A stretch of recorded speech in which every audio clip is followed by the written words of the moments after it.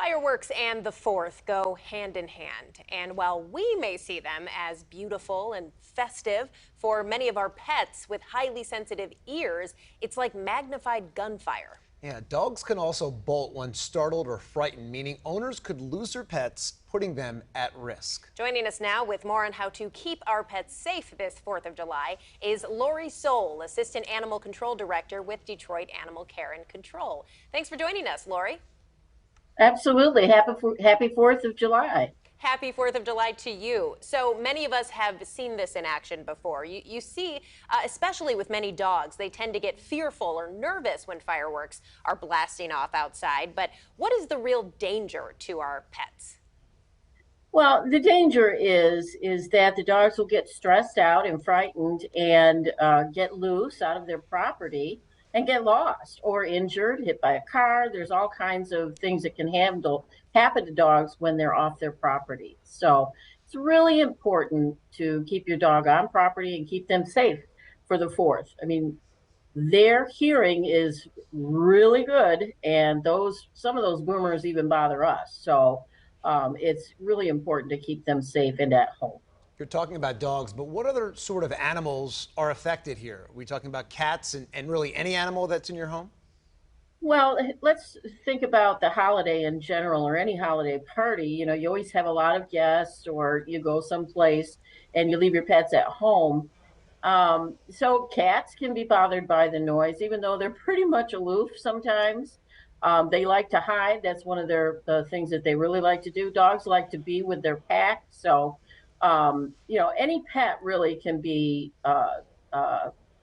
disturbed by these loud noises and the colors in the sky, and just the whirling and all of the things that happen with fireworks. So, and also if you're having a 4th of July party, you want to make sure that your guests know that your dog should not be out of the yard, that you should keep the gate shut, and just really kind of keep an eye on them. They're like a toddler almost. So you want to make sure that you know where they're at all times and keep them with you if you can.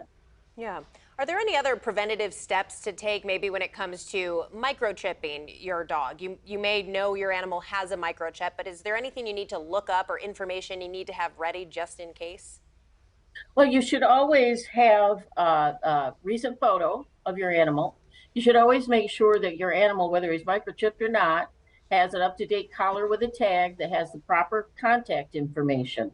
If you do have a microchip with a dog, you want to make sure that the microchip company has the proper information. Many times we pick up dogs with chips that don't have current information on where the owner is, their current phone number, those kinds of things. So you want to make sure that you do that as well.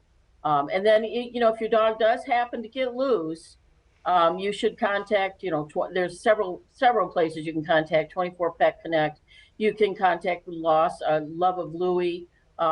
For the state of Michigan, there's Lost and Found Pets, and there's all kinds of rescue organizations that post lost pets to their website. So we're getting pretty good at doing that. It's just we need to make sure that all their information is up to date so we know how to get a hold of you folks to have you come and get your fur babies.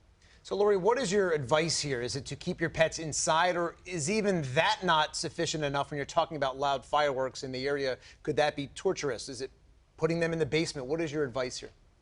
Well, you need to give them a safe space. So I would definitely say bring your dogs inside.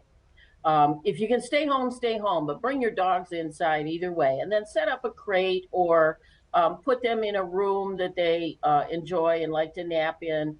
Give them their favorite toys, maybe get a Kong treat, which, a toy that you put peanut butter in, and give them some kind of distraction so that during the fireworks, they're not as interested in those as they are in their treats, and play with them.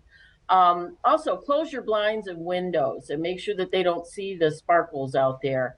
Turn on some music or turn on the television. Last night there was a lot of fireworks over my place, and I had some fans running, so there's white noise, so the dogs couldn't really hear it that well. So there's all kinds of things you can do just to distract them, and just if you need to, you can get anti-anxiety medication for your dogs. There's thunder shirts, because they do this also when there's thunderstorms. Right. So, there's sprays that you can get that'll calm them down. There's calming treats. Yeah, every dog is different, so you don't know what's going to work. But you try things and see what happens, and talk to your veterinarian. Absolutely. And definitely some good tips before the fireworks really get started tonight. If anyone's watching, they can go ahead and take some of those steps. Lorie Sowle, Assistant Animal Control Director with Detroit Animal Care and Control. Thanks so much for joining us, Lorie. Thank you very much.